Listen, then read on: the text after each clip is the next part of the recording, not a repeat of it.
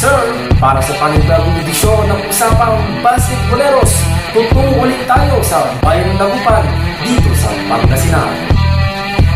At syempre, ating kikilalanin ang 6-foot flat shooting guard ng Buluan Bisot sa Dagupan City na si Leonard Bustillo.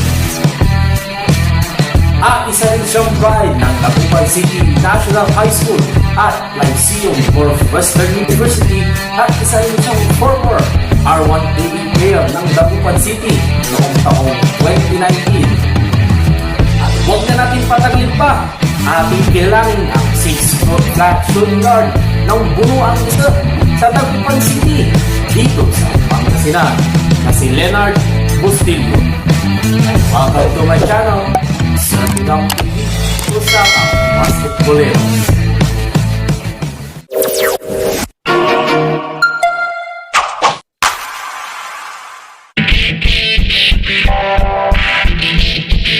Yo,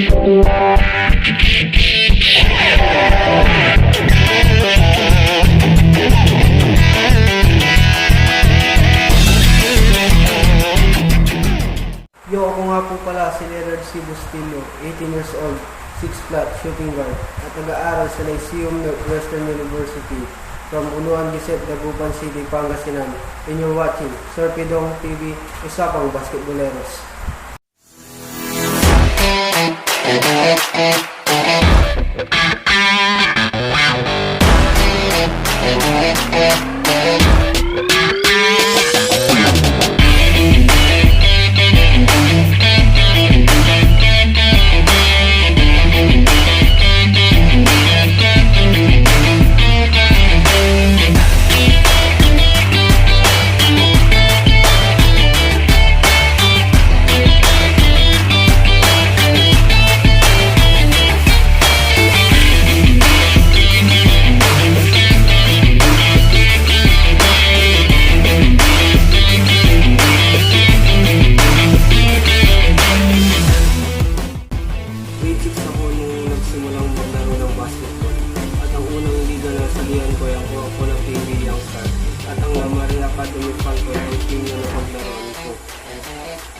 At doon ay nakilala ko ang iba't ibang players na Dagupan.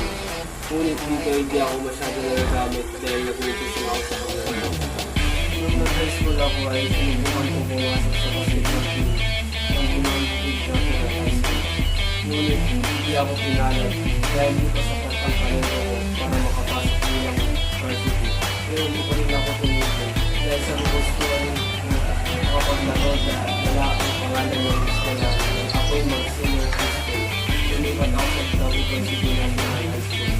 At ako'y nasabi sa final na kaya pinagigyan ko talaga ang pag-iensayo dahil gusto kong ipagkita sa coach ko na hindi siya nagkagamay sa pag-iensayo. Nung nag-iisa ang ulitin sila ng namin eskwelahan, kamit agad namin ang unang panalo. At nagtuloy-tuloy pa ito hanggang sa makapasok kami sa finals. Ngunit di ko kami nakuha habang ginagawa laban sa kama.